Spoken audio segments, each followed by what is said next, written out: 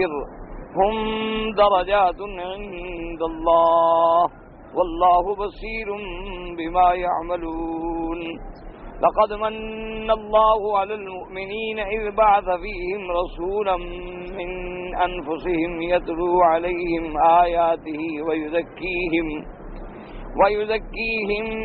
ويعلمهم الكتاب والحكمة وإن كانوا من قبل لفي ضلال مبين. قال المؤلف والمفسر رحمه الله تعالى أدام النفع بعلومه وعلومكم في الدارين آمين إلى أن قال. وقال الإمام أحمد حدثنا حيوة قال حدثنا بقية قال حدثنا محمد بن زياد قال حدثني أبو راشد الحراني قال أخذ بيدي أبو أمامة الباهلي وقال أخذ بيدي رسول الله صلى الله عليه وسلم فقال يا أبا أمامة إن من المؤمنين من يلين له قلبي تفرد به أحمد. اب مفسر رحمت اللہ علیہ حضرت امام احمد رحمت اللہ علیہ نے اس سند سے روایت نقل کی ہے. ابو راشد الحرانی فرماتی ہیں کہ میرا ہاتھ اپنے ہاتھ میں ابو امامت الباہلی صحابی ہیں رضی اللہ عنہ، انہوں نے میرا ہاتھ پکڑا اور اس کے بعد انہوں نے فرمایا کہ اخذ بیدی رسول اللہ صلی اللہ علیہ وسلم. ابو امامت الباہلی فرماتی ہیں کہ آقا انعامدار صلی اللہ علیہ وسلم نے بھی میرا ہاتھ پکڑا تھا اور میرا ہاتھ پکڑ کے حضور نے یہ ارشاد فرمایا کہ یا ابا امامت ان من المؤمنین من یلین له قلبی، کہ مومنوں میں سے بعض ایسے مومن بھی ہیں جن کے لیے میرا دل پسیج جاتا ہے، نرم ہو جاتا ہے. یعنی حضور صلی اللہ علیہ وسلم نے تو اسی طرح بے عین ہی ابو امامہ نے میرا ہاتھ پکڑا کہ ایسے یہ بھی تو محبت کا مقام ہے نا کہ اللہ کے نبی کسی صحابی کے ہاتھ کو پکڑیں اور فرمائیں، ورنہ نبی کا مقام تو بہت بلند ہے. تو یہ وہ نرمی تھی اور رحمت تھی جو اللہ نے حضور کے دل میں صحابہ کے لیے پیدا فرما دی. تفرد به احمد ثم قال تعالى ولو كنت فظا غليظ القلب لانفضوا من حولك والفض الغليظ المراد به ها هنا غليظ الكلام لقوله تبارك وتعالى بعد ذلك غليظ القلب أي لو كنت سيء الكلام قاسي القلب عليهم لانفضوا عنك وتركوك ولكن الله جمعهم عليك وَأَلَانَ جَانِبَكَ لَهُمْ تَعْلِيفًا لِقُلُوبِهِمْ. اللہ نے فرمایا میرے مدنی صلی اللہ علیہ وسلم وَلَوْ كُنْتَ فَظًّا غَلِيظَ الْقَلْبِ. فَظًّا کا معنی بھی کیا ہوتا ہے؟ سخت. تو اب دو جگہ لفظ آ گیا، فَظًّا معنی غلیظ اور غلیظ القلب کا معنی بھی غلیظ القلب معنی سخت شدید. تو معنی یہ ہے کہ اگر آپ کلام میں سخت ہوتے، فَظًّا کا معنی یہ ہوا کہ اگر آپ کا کلام مبارک بجائے نرمی کے سخت ہوتا اور آپ کا دل بھی سخت ہوتا تو یہ آپ کے ارد گرد جو پروانے جمع ہیں یہ بھی دور ہو جاتے، کیونکہ محبت ہے جو جمع کرتی ہے، نفرت تو دور کرتی ہے. اسی لیے اللہ والوں کا حکم ہوتا ہے کہ جتنا ہو سکے دوسرے مومن کے ساتھ محبت اور پیار کے ساتھ پیش آؤ. حتیٰ کہ اسی لیے حکم ہے کہ اگر کوئی مثلاً تمہارے تعلق داروں میں کوئی شخص گناہ گار ہے تو گناہ سے تو نفرت کرو، لیکن گناہ گار سے نفرت نہ کرو. گناہ گار تو مریض ہے، بیچارہ بیمار ہے، وہ تو تمہاری ہمدردی کا مستحق ہے کہ اس کے ساتھ ہمدردی کرو، اس کا علاج کرو، اسے پیار سے سمجھاؤ، اسے اچھے لوگوں کی صحبت میں لے جاؤ. ہاں ایک وجہ یہ ہوتی ہے کہ تم خود اتنے کمزور ہو کہ ان کے ساتھ تعلق رکھ کے تمہارے بھی بگڑنے کا خطرہ ہے، تو پھر ان سے دور ہو جانا بہتر ہے. یہ ان کے قریب رہنے کا حکم اس وقت ہے کہ جب تمہیں اپنے ایمان پہ، اپنے کردار پہ، اپنے ضمیر پہ مکمل بھروسہ ہو کہ بھئی میں تو نہیں بھٹکوں گا. پھر ان کے لیے ہدایت کا راستہ بنے، امر بالمعروف کریں، نہی عن المنکر کریں. کیونکہ جتنے لوگ مثلا شرک میں مبتلا ہیں، بدعت میں مبتلا ہیں، عقائد کی بیماریاں ہیں، بعض لوگ گناہوں میں، شراب میں، زنا میں، چوری میں، ڈاکے میں، رشوت میں، سود میں، یہ اعمال کی بیماریاں ہیں، تو یہ بیمار ہیں. تو جیسے انسان کو ملیریا ہو جائے یہ بھی جسم کی بیماری ہے، کسی کو ٹائیفائڈ ہو جائے، یہ بھی جسم کی بیماری ہے، تو آپ اس کو ہسپتال لے جاتے ہیں، اچھے سے اچھے ڈاکٹر کو دکھاتے ہیں، دوائیں لیتے ہیں، اس کو پرہیز سمجھاتے ہیں، بھی یہ نہیں کھانا، یہ نہیں کھانا، یہ نہیں کھانا، فلاں وقت پہ دوا پینا۔ تو ایسے جو بیمار ہیں ان کے بھی روحانی معالج کون ہوتے ہیں؟ اللہ والے، اولیاء اللہ۔ ان کے روحانی معالج کون ہوتے ہیں؟ علماء حق۔ ان کی خدمت میں لے جاؤ، نماز میں لے جاؤ، درس میں لے جاؤ، اچھی اچھی تقریریں سنواؤ، اچھے اچھے لوگوں کی صحبت میں بٹھاؤ، اور پھر اس کو بچانے کی کوشش کرو، کیونکہ وہ بھی بیچارہ جو ہے وہ بیمار ہے، مصیبت میں مبتلا ہے۔ اور اسی طرح شریعت کا یہ بھی حکم ہے کہ کسی گناہگار کو دیکھ کے آدمی اگر نفرت کرے کہ چھوڑو جی کیا ہے، یہ شرابی ہے اور میں مولوی اس کو ہاتھ دوں، میں بڑا متقی ہوں، تو حدیث میں آتا ہے اللہ اس کو تو توبہ نصیب کر دیں گے اور تجھے اسی بیماری میں مبتلا کر دیں گے۔ اگر تم نے کبھی نفرت کی نا کسی گناہ، اللہ فرماتا ہے بندہ تو میرا ہے، تم کون نفرت کرنے والے؟ گندا ہے میرا ہے، مخلوق تو میری ہے، میرا بندہ ہے، میری چیز ہے، میری مخلوق ہے۔ تم کسی بڑے ذمہ دار کے نوکر پہ تو اعتراض کرو، تم کسی بڑے منسٹر کے کلرک کے خلاف تو بات کرو، تم کسی سپاہی کے خلاف تو بات کرو، ڈی آئی جی بھی کھڑا ہو جائے گا اس کی حمایت میں کہ ہماری پولیس کا آدمی ہے، تم نے توہین کی۔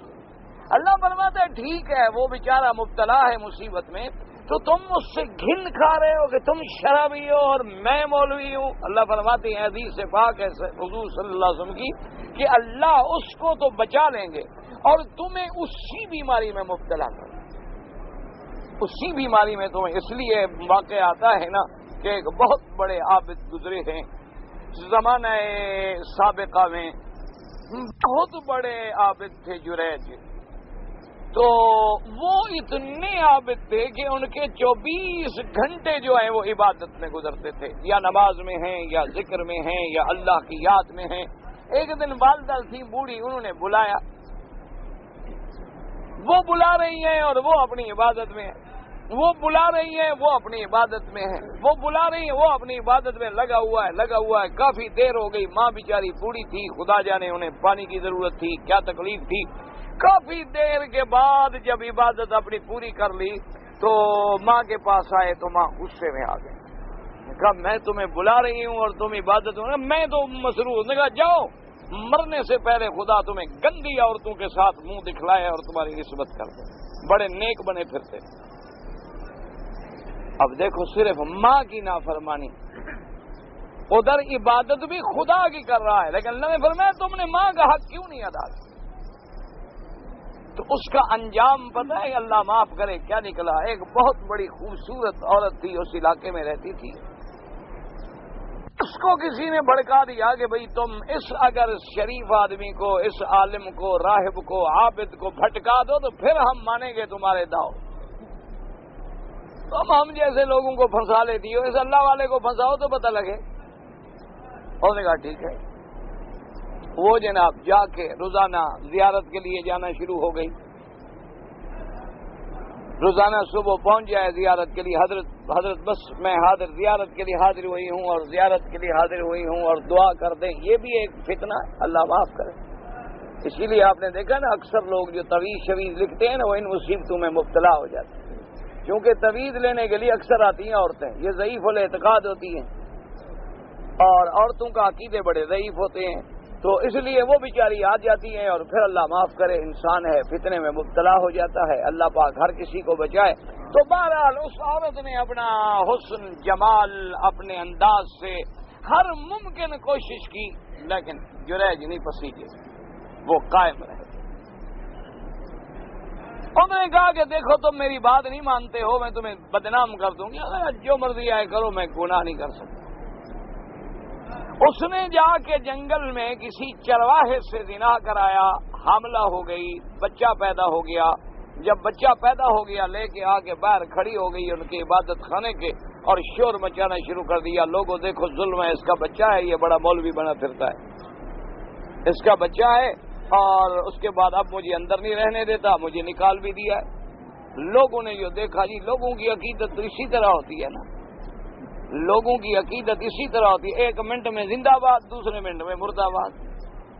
جو تمہارے پاؤں زیادہ جھک کے ملتے ہیں انہیں ان سے زیادہ خطرہ کیا کرو. اصل میں وہ پکڑ کے تمہیں گرانا چاہتے ہیں, نہیں گرا سکتے تو ہاتھ رکھ لیتے ہیں کہ چلو تم مطمئن رہو, خیر ہے جی ہم بڑے نیاز مند ہیں تمہارے. ان سے بڑا لحاظ رکھا کرو, ایسے نہیں پاؤں پہ ہاتھ رکھتے. تو وہ جناب آئے تو انہوں نے آگے اس کا عبادت خانہ بھی توڑ دیا اور مار مار کے اس بیچارے کو زخمی کر دیا. وہ رو رہا ہے, خدا کے بندو مجھے کیوں مار رہے ہو؟ انہوں نے کہا بڑا پیر بنتا ہے, یہ عورت بچہ لے کے کھڑی ہوئی, ابھی پوچھتے ہو کہ کیوں مار رہے ہو؟ انہوں نے کہا خدا کے بندے میرا کوئی گناہ نہیں, خدا کا خوف کرو. انہوں نے کہا کیا خوف کریں, گواہ موجود ہے, بچہ موجود ہے, عورت موجود ہے, مدعیہ موجود ہے, اب بھی تم کہتے ہو کہ میرا دامن. نے کہا مجھے ماں کی بد دعا لگ گئی, میں نے گناہ نہیں کیا. انہوں نے کہا کیا ثبوت ہے؟ تو جوش میں آئے, اٹھے اور آ کے اس بچہ جو اٹھایا ہوا تھا نا, اور اس بچے کو اشارہ کیا کہ گواہی دو, بولو کہ تم کس کے بچے ہو. اس بچے نے کہا کہ میں فلاں چرواہے کا بیٹا ہوں, میں صلی اللہ علیہ کا تو بیٹا نہیں ہوں. اب جناب وہ لوگ پھر مرید بن گئے. ماشاءاللہ حضرت معاف کرنا جی, گستاخی ہو گئی. کام کا تم نہ کچھ سمجھا کرو, بس دعا کرو اللہ عزت سے رکھے. یہ جو سب سے بڑے پڑھنے والے ہوتے ہیں نا, اللہ کی رحمت سے شکایت یہی کرتے ہیں. مدعی بھی استاد کے خلاف یہی بنتے ہیں, استاد کو گالیاں بھی وہی دیتے ہیں جس کو پڑھاؤ. جس کو نہ پڑھاؤ اس سے تو تمہاری واقفیت نہیں, وہ تمہیں گالی کیوں دے گا؟ یہ قدرتی. تو اس لیے یاد رکھو کہ نفرت نہ کرو, محبت کرو. محبتوں سے دل جڑتے ہیں, نفرتوں سے کبھی نہیں جڑتے. کون آدمی ہے ایمان سے کہو جو اپنا عقیدہ چھوڑ دے؟ ایسے کوئی مذاق تو نہیں نا جی. یہ حضور کا کرم تھا نا جی, حضور کا جمال تھا کہ کافروں نے ہر ممکن حربہ آزمایا, لیکن میرے حضور کی رحمت, میرے حضور کی شفقت, میرے آقا کی سیرت, میرے مدنی سرکار کی محبت جو تھی وہ آخر غالب آ گئی. سب کو آخر جھکنا پڑا اور ماننا پڑا کہ اللہ کا نبی سچا ہے. کون سا ظلم ہے جو میرے مدنی پاک کے صحابہ پہ نہیں توڑا گیا؟ کون سا قہر ہے جو صحابہ پہ نہیں توڑا گیا؟ پھانسیوں پہ لٹکایا گیا, انگاروں پہ لٹایا گیا, عورتوں کے ٹانگوں میں رسے ڈال کے 2 ٹکڑے کیے گئے, ان کی شرم گاہوں میں نیزے مارے گئے. کوئی ایک ظلم ہے جو کافروں نے نہیں کیا؟ لیکن حضور نے ہمیشہ دعا کی, اللہم اہد قومی, اللہ ان کو ہدایت, میرا اللہ ان کی ہدایت کا فیصلہ کرو. آج تم نے 4 مسجدیں بنائی ہوئی ہیں, اس مسجد والا کہتا ہے یہ کافر ہے, وہ کہتا ہے یہ کافر ہے, وہ کہتا ہے وہ کافر ہے, وہ کہتا ہے یہ کافر ہے, پتہ نہیں مسلمان کہاں ہے. نماز سب پڑھ رہے ہیں, بھی سب کافر. اس سے کبھی دین پھیلتا ہے, اس سے کبھی مذہب بنتا ہے, اس سے کبھی جماعتیں بنتی ہیں, کبھی نہیں ہو سکتی. تم کبھی کامیاب نہیں ہو سکتے جب تک کہ وہی طریقہ نہ اختیار کرو جو میرے پاک نبی محمد مصطفیٰ سرکار مدینہ صلی اللہ علیہ وآلہ آلہ واصحابہ وسلم تسلیما کثیرا کثیرا نے کیا تھا. اس کے بغیر کامیابی نہیں ہو سکتی. تو اس لیے اللہ نے فرمایا میرا مدنی, اگر ہم آپ کو سخت کلام والا بناتے, اگر ہم آپ کو سخت دل والا بناتے, لن فضوا من حولک, یہ سب بھاگ جاتے. لیکن ہم نے آپ کو نرم بنایا, ہم نے آپ کے دل میں نرمی پیدا کی, آپ کے کلام میں نرمی, لطافت اور شیرینی پیدا کی, جس کا نتیجہ یہ ہے ادھر نظر ڈالو تو ابو بکر ہے, عمر ہے, عثمان ہے, علی ہے, سلمان فارس سے ہے, بلال حبش سے ہے, صہیب روم سے ہے, اور ایک شمع کے سب پروانے ہیں, ایک صف میں کھڑے ہو گئے. محمود و ایاز, نہ کوئی بندہ رہا نہ کوئی بندہ نواز, سب محمد مدنی کے پیچھے کھڑے ہیں. کوئی پتہ نہیں لگتا یہ مہاجر ہے, یہ انصار ہے, یہ فارسی ہے, یہ عربی ہے, یہ اجمی ہے, یہ گورا ہے, یہ کالا ہے, سب ایک ہیں. رحماء بینہم, آپس میں رحیم ہیں, کفر کے مقابلے پہ شدید ہیں, محمد کے غلام ہیں. یہ ساری جماعت کیسے بنی تھی؟ اللہ نے مدنی کو نرم خو بنایا. اللہ پاک نے حضور کے پاس رحمت ہی رحمت رکھی تھی کہ حضور پاک تو جانوروں پر بھی ظلم برداشت نہیں کر سکے. انسان تو انسان ہے نا, جانوروں پر, اونٹوں پر, کسی پرندے پر, کسی بلی پر حضور نے حدیث سنائی, فرمایا میں نے اپنی آنکھوں سے دیکھا ہے کہ ایک عورت جہنم میں اسی لیے جل رہی ہے کہ بلی کو باندھ رکھا تھا، نہ خود کھلایا پلایا نہ چھوڑا، وہ مر گئی تڑپتے ہوئے، اس کی وجہ سے اللہ نے اس کو جہنم میں ڈالا۔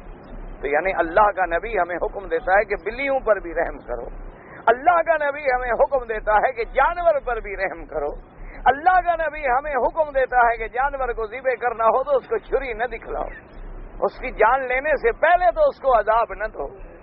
اس کو دکھلانے کے کیا مطلب ہے کہ تم اس کو موت دکھلا رہے ہو، تکلیف پہنچانا چاہتے ہو؟ حضور صلی اللہ علیہ وسلم اور حکم دیا ذبح کرو تو چھری تیز ہو، حکم دیا ذبح کرو تو کعبۃ اللہ کی طرف لٹاؤ، حکم دیا ذبح کرو تو بسم اللہ اللہ اکبر پڑھو کہ موت دینے والا خدا ہے، تاکہ اسی کے نام پہ موت آئے، اسی کے نام پہ حیات آئے، ورنہ جانور کو کیا ضرورت ہے اللہ اکبر کی؟ اصل بات یہ تھی کہ آدمی جب ذبح کر رہا ہے کہیں یہ خیال نہ آ جائے کہ میں نے مار دیا، نہیں کہے گا اللہ بڑا ہے، یہ تو اللہ کا حکم تھا کہ میں نے ذبح کر دیا، ورنہ مارنے والا تو اللہ ہے، جلانے والا تو اللہ ہے، زندگی دینے والا تو اللہ ہے۔ اسی لیے ہر وہ جانور حرام ہے جس پہ اللہ کا نام نہ لیا جائے، کہ جو بندہ اپنے اللہ کے اقرار نہیں کرتا، اللہ فرماتے اس کے ہاتھ کا کاٹا ہوا بھی مردار ہے۔ جب وہ اپنے مالک کو نہ مانے، ایسے باغی کے کھانے کو، ایسے باغی کا ذبیحہ کیسے حلال ہو سکتا ہے؟ تو اللہ نے فرمایا میرا مدنی یہ میری رحمت ہے کہ میں نے آپ کو، اس لیے فرماتی ہے وَلَوْ كُنْتَ فَظًّا غَلِيظَ الْقَلْبِ، فَظ کا معنی بھی غلیظ ہے، اور غلیظ القلب اس کے بعد آیا تو ترجمہ کیا ہوگا؟ لَوْ كُنْتَ سَيِّئَ الْكَلَامِ، اگر آپ یعنی کلام میں سخت ہوتے، قَاسِيَ الْقَلْبِ عَلَيْهِمْ، اور دل کے سخت ہوتے، لَنْفَضُّوا عَنْكَ وَتَرَكُوكَ، یہ لوگ دور ہو جاتے اور چھوڑ جاتے، وَلَكِنَّ اللَّهَ جَمَعَهُمْ عَلَيْكَ، اللہ پاک نے ان سب کو جمع کر دیا آپ کے پاس، وَعَلَانَ جَانِبَكَ لَهُمْ تَعْلِيفًا لِقُلُوبِهِمْ كَمَا قَالَ عَبْدُ اللَّهِ بْنِ عَمْرٍ إِنِّي أَرَى صِفَةَ رَسُولِ اللَّهِ صلی اللہ علیہ وسلم فی الکتب المتقدمہ انه ليس بفظ ولا غلیظ ولا سخاب فی الاسواق ولا یجزی بالسیئة السیئة ولكن یعفو ویصفح۔ حضرت عبداللہ ابن عمر فرماتی ہیں کہ میں نے کتب متقدمہ میں یعنی تورات میں، انجیل میں، وہ کتابیں جو اللہ نے میرے آقا سے پہلے نازل فرمائی، فرماتی ہیں ان میں نے اپنے مدنی کی صفت دیکھی، شان دیکھی، اس میں یہ لکھا ہوا تھا کہ محمد مصطفیٰ صلی اللہ علیہ وسلم لیس بفظ، آپ زبان کے سخت بھی نہیں ہوں گے، ولا غلیظ القلب، دل کے سخت بھی نہیں ہوں گے، ولا سخاب فی الاسواق، اور بازاروں میں شور کرنے والے بھی نہیں ہوں گے محمد مصطفیٰ۔ کیوں؟ یہ صفت شان نہیں ہے کہ آدمی بازاروں میں شور کرتا پھرے، خام خواہ بازار میں جا رہا ہے، ادھر بیٹھ رہا ہے، ادھر بیٹھ رہا ہے، ادھر کیوں؟ یاد رکھو شر البقاء الاسواق وخیر البقاء المساجد، حضور پاک نے فرمایا دنیا کی سرزمین میں سب سے بری جگہ جو ہے وہ بازار ہوتی ہے، اور فرمایا سب سے اچھی جگہ جو ہے وہ مساجد ہوتی ہیں، اللہ کی عبادت گاہیں۔ کیوں؟ بازار میں تو کھڑے ہیں نا ماشاءاللہ، 2 روپے کی چیز دیں گے، کہیں گے خدا کی قسم کل 10 کی دی ہے، تمہیں اصل ریٹ پہ دے رہا ہوں، دکان چھوڑ رہا ہوں، نقصان ہو رہا ہے، لی ہوگی 2 روپے کی، تو قسمیں کھا رہے ہوں گے، جھوٹی اور حلال حرام سب مل رہا، تو ایسے بری جگہ۔ اس لیے فرمایا ولا سخاب فی الاسواق، میرے مدنی پاک بازاروں میں شور کرنے والے نہیں ہیں۔ اور اس کے بعد حضور صلی اللہ علیہ وسلم کی اور صفت مبارک کیا آئی؟ فرماتے ہیں ولا یجزئ بالسیئۃ السیئۃ، اگر حضور کے ساتھ کوئی برائی کرے تو حضور برائی کا بدلہ برائی سے نہیں دیتے، یعنی حضور کے ساتھ کوئی آدمی، اللہ معاف کرے، کسی نے حضور کے شان میں گستاخی، حضور ایسا جواب نہیں دیں گے۔ یعنی یاد فرمائیں کہ ساری زندگی میرے مدنی نے اپنی ذات کا بدلہ نہیں دیا۔ کہہ دینا تو آسان ہے نا، لیکن کرنا بڑا مشکل ہے کہ طاقت بھی ہو، قوت بھی ہو، کہ ہاتھ اٹھا لیتے حضور تو پھر کوئی جہاں جہاں حضور نے دعا کی پھر کو بچا ہے، لیکن اپنی جان کا بدلہ نہیں دیا حضور صلی اللہ علیہ وسلم۔ اس لیے آتا ہے کہ حضرت امروٹی رحمۃ اللہ علیہ ایک بزرگ تھے، امروٹ شریف سندھ کے علاقے میں ایک جگہ ہے، بہت بڑے اللہ والے تھے، اللہ ان کی قبروں پہ رحمت فرمائے، لیکن طبیعت میں بڑا جلال تھا، طبیعت میں اتنی جلال تھا، اتنی غصہ تھا کہ برداشت نہیں کر سکتے۔ یعنی اگر کسی نے کوئی ایسی بات کی ہے تو بس فوراً کوئی ایسی بات کہتے کہ بس فوری طور پہ اس کا بدلہ ہو جاتا. اللہ والے تھے, اللہ کے ولی تھے, بہت بڑے بزرگ تھے, تو ان کے بڑے بڑے عجیب کرامات ہیں, عجیب عجیب واقعات ہیں. بہرحال اس کے مقابلے پہ حضرت دین پور رحمۃ اللہ علیہ, حضرت خلیفہ غلام محمد صاحب رحمۃ اللہ علیہ بڑے حوصلے والے, بے انتہا صبر, حتیٰ کہ انگریزوں نے گرفتار کیا, ہتھکڑیاں ڈالی, الٹی ہاتھوں کو پیچھے کر کے اور چلا کے خانپور سے سکھر کی جیل تک پیدل لے گئے, چلے گئے, جیل میں ڈال دیا, بیٹھے. جب چھوٹ گئے تو شاگرد جو تھے اپنا حجت والے دوست تھے, انہوں نے کہا حضرت خلیفہ صاحب اگر آپ کے بجائے حضرت امروٹی ہوتے نا پھر پتہ لگتا کہ انگریز کیسے پکڑتے ہیں. حضرت امروٹی تو بڑے جلال والے تھے نا سر, لیکن آپ کو انگریزوں نے پکڑ لیا, گرفتار کیا, ہتھکڑیاں ڈالی اور یہاں سے 100-150 میل پیدل چلا کے لے گئے تاکہ دنیا دیکھے کہ ہم نے ان کو گرفتار کیا ہے. لیکن آپ نے تو کوئی بزرگی, کوئی کرامت ہی نہیں دکھلائی. تو حضرت نے فرمایا حضرت امروٹی اور ہم دونوں ایک ہی استاذ کے شاگرد ہیں. حضرت حافظ محمد صدیق صاحب رحمۃ اللہ علیہ برچونڈی شریف کے جو تھے, ہم دونوں نے انہی سے فیض حاصل کیا ہے. لیکن حضرت امروٹی میں جلد بازی تھی, ابھی مکمل نہیں ہوئے تھے.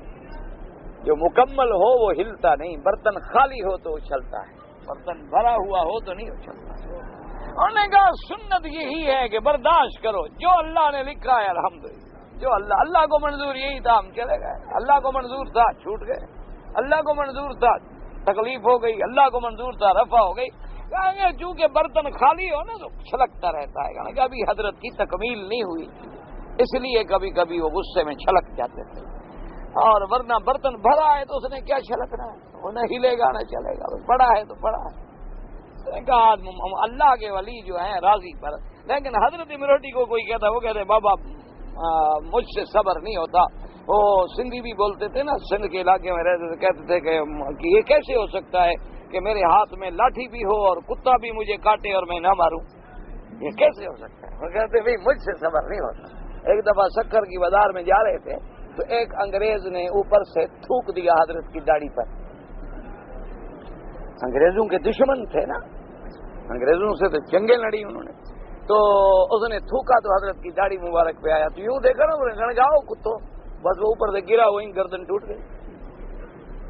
سب سے گردن یہ کیا کر دیا, انہوں نے کہا رسول پاک کی سنت پہ تھوکتا ہے, مجھ پہ تھوکتا تو میں کچھ نہ کہتا. اب مجھ سے لاٹھی ہاتھ میں ہو تو کتے کو کیوں چھوڑ دوں میں. اب یہ اپنا بات تھی, لیکن اصل بات کیا ہے, اتباع. کہ جو اللہ دکھ دے تو دکھ پہ راضی, سکھ دے تو سکھ پہ راضی. ہر حال میں بندے کا کام ہے کہ راضی رہے. جیسے کسی اللہ والے کا ایک شعر ہے تو اس کی اپنی زبان میں سندھی میں کہ لطف سجن ہے دم بدم, مہرے سجن ہے دم بدم, کہرے سجن ہے گاہ گاہ, اوی سجن ہے واہ واہ, ایوی سجن ہے واہ واہ. یعنی کہتے ہیں کہ مولا تیرا مہر اور کرم تو ہر وقت ہے, لیکن کبھی کبھی تیرا قہر بھی آ جاتا ہے. اچھا ادھر بھی راضی ہوں, ادھر بھی راضی, وہ بھی تیری طرف سے ہے, یہ بھی تیری طرف, ورنہ ہر وقت تو تیرا مجھ پہ کرم ہے, تیرا مجھ پہ رحم ہے. لیکن کبھی کبھی جلال بھی آ جاتا ہے خدا بندے قدوس کی شان میں, تو کبھی کبھی آپ ہمیں جھٹکا بھی دے دیتے ہیں تھوڑا. تو مولا ہم اس پہ بھی راضی, اس پہ بھی راضی, وہ بھی تیری طرف سے اور یہ بھی تیری طرف سے. اس لیے یہ شان ہوتی تھی انبیاء علیہم السلام کی, اور اسی میں کامیابی ہے کہ انبیاء کی سنت پکڑ لو, نبیوں کی سنت پہ آ جاؤ, حضور کے غلام بن جاؤ, اور دین کے لیے برداشت کا مادہ پیدا کرو. جب تک یہ پیدا نہیں کرو گے اس وقت تک کچھ نہیں. اللہ تبارک و تعالی آپ کو بھی اور مجھے بھی دعا کریں. ہم تو بھائی مولوی لوگ ہیں نا, ہماری زبانیں لمبی ہوتی ہیں, ہم گفتار کے غازی تو ہوتے ہیں, عمل شمل ہمارا کوئی نہیں ہوتا. بس دعا کیا کریں. ہمیں تو یہ امید ہوتی ہے کہ تم لوگوں کی وجہ سے ہم چھوٹ جائیں گے, کہ کوئی ایک بندہ ہوگا نا اللہ والا, کہہ دے گا اللہ میاں اس سے ہم نے فائدہ اٹھایا, اس کو معاف کر دو, اس کی وجہ سے اللہ ہمیں بھی چھوڑ دے. ورنہ ہمارے اپنے عمل کوئی نہیں ہوتے. گفتار کا غازی تو بنا لیکن کردار کا غازی بن نہ سکا. الا قلیل من عبادی الشکور. اب وہ علماء ختم ہو گئے جن کا علم بھی تھا اور عمل بھی تھا. اب تو ہماری صرف زبانی کلامی باتیں رہ گئی. آنے والے دور میں پتہ نہیں، خدا نہ کرے یہ بھی نہ رہے، خدا نہ کرے پھر تم ایسے ہم جیسے بھی ڈھونڈتے پھرو. ورنہ وہ لوگ کہاں ہیں جو اللہ والے تھے، وہ تو چلے گئے. ہم تو ان کے نام کو بدنام کرنے والے لوگ ہیں. اس لیے فرماتے ہیں ولا یجزی بالسیئۃ السیئۃ، میرے مدنی نے کبھی برائی کا بدلہ برائی سے نہیں دیا بلکہ بھلائی سے دیا. ولکن یعفو ویصفا، اگر کسی نے زیادتی کی تو میرے پاک مدنی سرکار نے معاف کر دیا اور درگزر کر دیا. یعنی آپ اندازہ کریں حضور خاتم الانبیاء، ایک دفعہ آپ کے یوں کپڑا مبارک تھا، ایک بدو جو آیا نا اللہ کا بندہ جنگل کا، تو اس نے کپڑے کو یوں پکڑ کے جو کھینچا نا جی، تو صحابی کہتے ہیں یہ سارا حضور کا چمڑا مبارک جو تھا یہ کٹ گیا. حضور کا بدن تو پھولوں سے بھی نازک تھا، میرے مدنی سرکار کا بدن جو ہے وہ تو اطلس کے مخاب و ریشم سے بھی نرم تھا. اس لیے حضرت انس کہتے ہیں واللہ مجھے خدا کی قسم ہے میں نے ایسا ریشم نرم نہیں دیکھا جیسے محمد مدنی کی تلیاں نرم. اتنا پھول والا بدن اور یوں کپڑا کھینچا جائے تو پوری گردن مبارک کٹ گئی. اور کھینچ کے بتائیں کہتے کہ خاطری من مال اللہ الذی آتاک، اللہ نے جو آپ کو دیا ہے مجھے دو. مانگنے کا طریقہ ہے. حضور صلی اللہ علیہ وسلم نے دیکھا، مسکرائے اور فرمایا کہ اس کو لے جاؤ اور بیت المال سے جو مانگتا ہے دے دو. یہ بھی نہیں کہا کہ اللہ کے بندے تم نے یہ کیا کیا. صحابہ نے اس کو سمجھایا خدا کے بندے یہ کہ اس نے کہا میں نے تو یہ اس لیے کھینچا تھا کہ میری بات سنیں، اور میں نے کوئی برائی شرائی تھوڑی کی ہے. وہ جنگل کا رہنے والا بندہ نا جی، جتنا اس کا عقل تھا اس نے تو اسی طرح کرنا تھا نا بیچارے نے. لیکن اللہ کے نبی سے زبان سے لفظ بھی نہیں نکلا. اسی طرح صحیح حدیث پاک میں آتا ہے میرے آقا سرکار مدینہ درخت کے نیچے سو گئے، تلوار مبارک اپنی اوپر درخت پہ لٹکا دی، سامان رکھ دیا، نیند سو گئے. تو کافر جو ہے دشمن وہ درخت پہ پہلے سے چھپ کے انتظار میں بیٹھا ہوا تھا. اب جب حضور سو گئے تو وہ جلدی سے اترا اور حضور کی تلوار ہی نکال لی. تلوار نکالی اور کہتا ہے کہ من یمنعک منی، اور حضور نے آنکھیں کھول دی. کہتا ہے کون ہے اب آپ کو جو میری تلوار سے بچائے؟ آپ کے صحابہ دور ہیں، ان کے آنے سے پہلے میں آپ کو قتل کر سکتا ہوں. حضور نے دیکھا، فرمایا میرے بچانے والا اللہ ہے. جب اللہ کہا نا تو اس میں جلالہ کا اثر ہوا اور حضور کی زبان سے نکلا تھا لفظ، وہ ایسے کانپا، تلوار گر گئی. حضور نے تلوار اٹھا لیا. اب فرمایا اچھا بتاؤ اب تمہیں کون بچائے گا میری تلوار سے؟ اس نے کہا حضور آپ اتنے کریم ہیں کہ آپ مجھے نہیں مار سکتے، آپ تو سخی ہیں، سخی کے ہاتھ سے کون مرتا ہے. اور فرمایا جاؤ میں نے معاف. کوئی بات ہی نہیں، فرمایا بس جاؤ، ختم، کوئی بات ہی نہیں، کچھ نہیں. ورنہ کوئی اپنے قاتل کو معاف کر سکتا ہے؟ کہہ دینا تو بڑا آسان ہے. آج کل تو اللہ معاف کرے، دعا کرو، لوگ مذہب کے نام پہ ایک دوسرے کو مار دیتے ہیں. دعا کرو اللہ سب کی ہدایت کے فیصلے. اللہ پاک، ہم تو بھائی دعا کر سکتے ہیں، ہمارے پلے میں ہے کیا؟ ماں سوائے دعاؤں کے ہم کیا کر سکتے ہیں؟ یہی کر سکتے ہیں کہ اللہ ہدایت کے فیصلے فرما دے. اللہ تبارک و تعالی ہر کسی کو صحیح راستے پہ چلائے. وقال ابو اسماعیل محمد بن اسماعیل الترمذی انبانا بشر بن عبید قال حدثنا عمار بن عبد الرحمن مسعودی النبی ملیکان عائشہ رضی اللہ تعالی عنہا قالت قال رسول اللہ صلی اللہ علیہ وسلم ان اللہ امرنی بمدارات الناس کما امرنی باقامت الفرائض. حدیث غریب.